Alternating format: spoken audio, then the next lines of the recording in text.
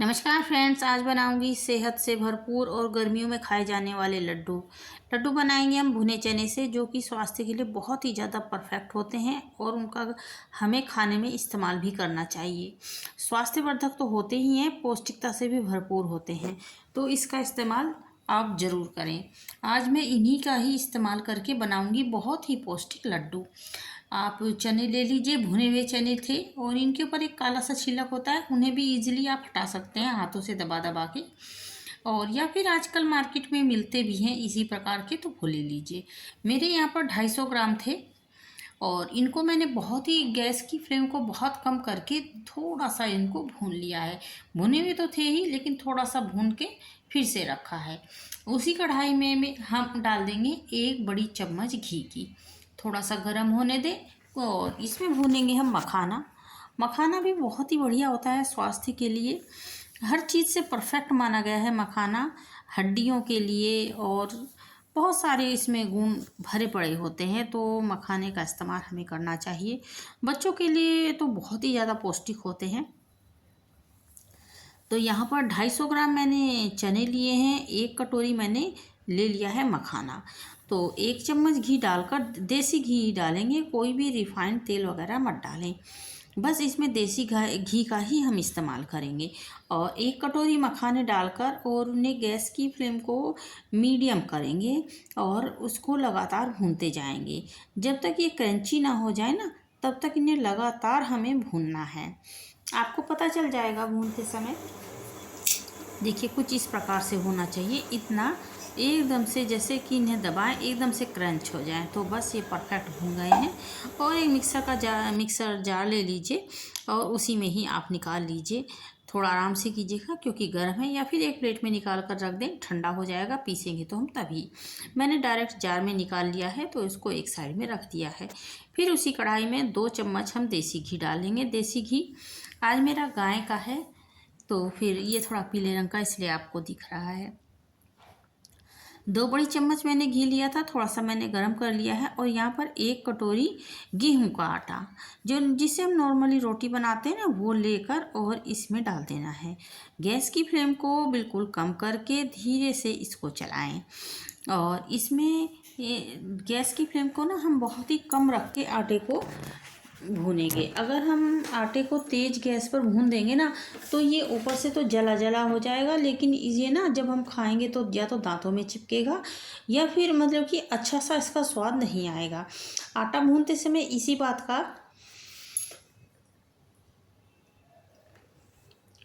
का ध्यान रखना चाहिए कि गैस की फ्लेम को बहुत ही कम करके, और इसमें थोड़ा सा तो देखिए समय लगता है आटा भूनने में, तो इसी प्रकार से हमें कर लेना है। और बस ये एक बार शुरू हो जाएगा ना भुनना, तो बिल्कुल फटाफट से हो जाएगा। और जब ये भुन जाएगा तो जो हमने घी डाला है ना 2 चम्मच, वो भी ये रिलीज़ करने लगेगा। तो इस प्रकार से आटे को हमें भून लेना है, और कलर नहीं बदलना है इसका बिल्कुल भी, बहुत ही कम। हम चाहेंगे कि इसका रंग बिल्कुल परफेक्ट हो, नहीं तो जो हमारे लड्डू हैं वो थोड़े गहरे रंग के बनेंगे। और यहाँ पर मुझे ना थोड़ा सा घी कम लग रहा था, तो मैंने 1 चम्मच और भर के इसमें घी डाला है। अब ये सही है, क्योंकि आटा में ना बहुत ही सूखा सूखा लग रहा था। और आटे के देखिए कई प्रकार होते हैं, किसी का आटा कैसा होता है, किसी का आटा कैसा होता है। गेहूं का जो होता है उसी से फ़र्क रहता है। तो आप घी का जो मेज़रमेंट है वो आप अपने आटे के अनुसार कीजिएगा। यहाँ पर थोड़ा मुझे सूखा सा लग रहा था, तो फिर मैंने 1 चम्मच इसमें देसी घी और ऐड किया, और बस ये भुन ही गया है बिना रंग बदले। बिल्कुल एकदम से इतनी अच्छी स्मेल आ रखी थी, बहुत अच्छी, और बस ये भुन गया है। अब जार में डाल देते हैं मखाने, जो हमने भून कर रखे थे, तभी तो बहुत गर्म थे, लेकिन बाद में बिल्कुल सही हो गए। और पहले हम मखाना पीसेंगे, और फिर हम जो ये हमने चने को भी थोड़ा सा भून के रखा है ना, फिर चने को भूनेंगे, दोनों चीज़ों को लगातार भून लेंगे। और देखिए मखाना मैंने भून लिया है, थोड़ा सा ना मखाने को दरदरा सा ही रखना है, बिल्कुल जैसे कि एकदम से पाउडर नहीं बनाना है।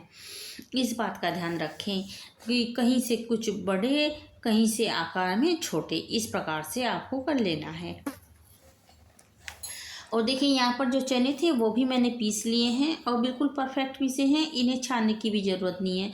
और लेकिन अगर आपको लगे कि छानना चाहिए तो आप इसको छान सकते हैं।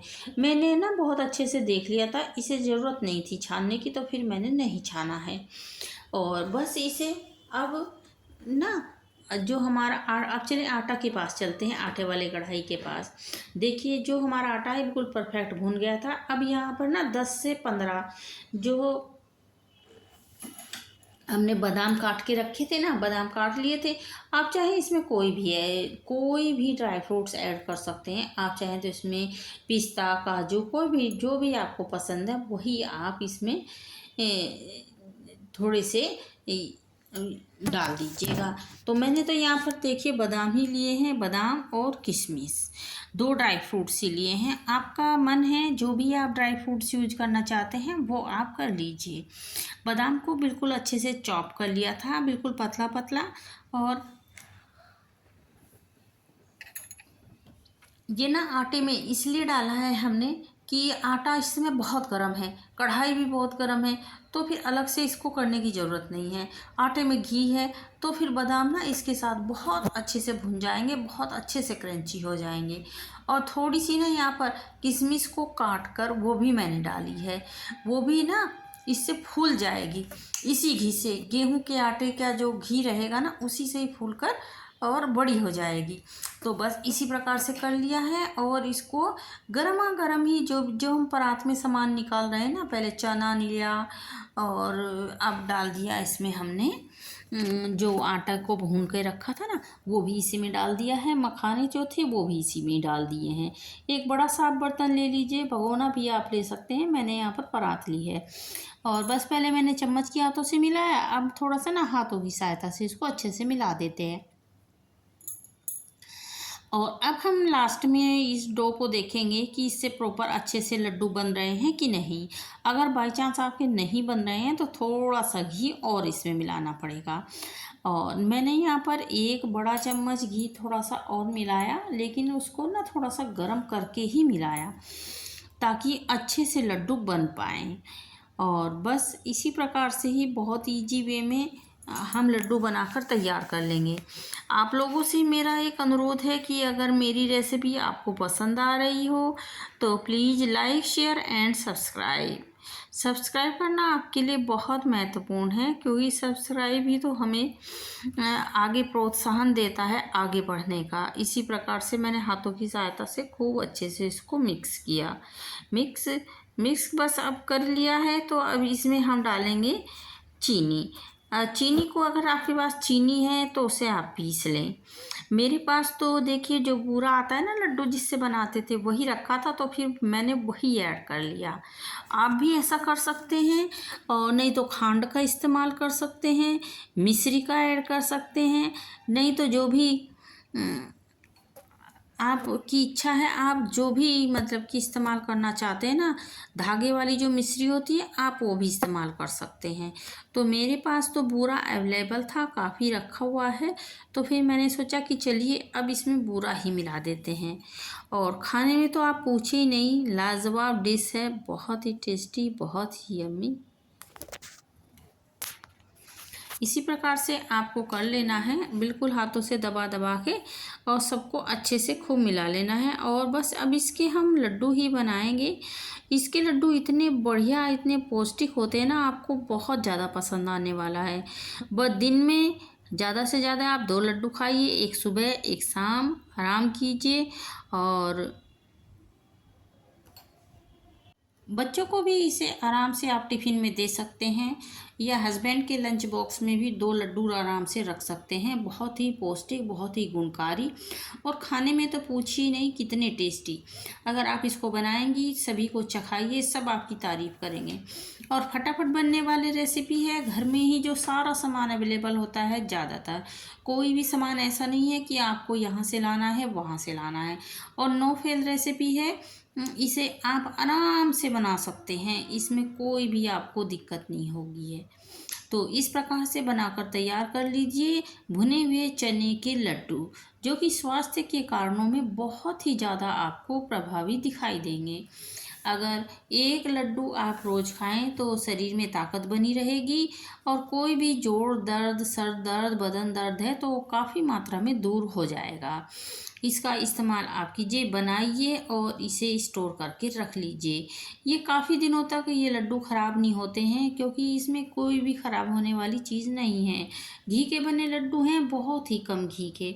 और आप लोगों से विनती ये है, अगर मेरी रेसिपी आपको पसंद आ रही है तो please like, share and subscribe करना बिल्कुल भी ना भूलें। आपका लाइक, शेयर एंड सब्सक्राइब करना मेरे लिए बहुत ज़्यादा महत्वपूर्ण रखता है। और मज़ा लीजिए बहुत ही टेस्टी और यम्मी लड्डुओं का। एक बार ज़रूर बनाइए और बनाकर उसके बाद आप मुझे कमेंट्स में बताइए कि हाँ ज्योत्सना, बहुत अच्छे लड्डू बने थे। या आपकी कोई भी क्वेरी है तो आप मुझे मैसेज में लिख सकते हैं, मैं उसका उत्तर अवश्य दूंगी। तो इस प्रकार तैयार हैं, बहुत ही कम सामान से, देखिए बहुत ही थोड़े सामान से इतने सारे लड्डू बनकर तैयार हो गए थे। मैंने तो एक खाया, मुझे बहुत ही ज़्यादा टेस्टी लगा, तो फिर मैंने सोचा चलिए ये रेसिपी मैं आप लोग के साथ भी शेयर करती हूँ। तो मेरी रेसिपी आप लोगों को रोज़ ही एक तो मिलती ही है, तो आप मेरे चैनल पर जाकर विजिट कर सकते हैं, देख सकते हैं और उसका फ़ायदा उठा सकते हैं। कोई नेक सलाह भी आप मुझे दे सकते हैं। तो फिर कल मिलेंगे। थैंक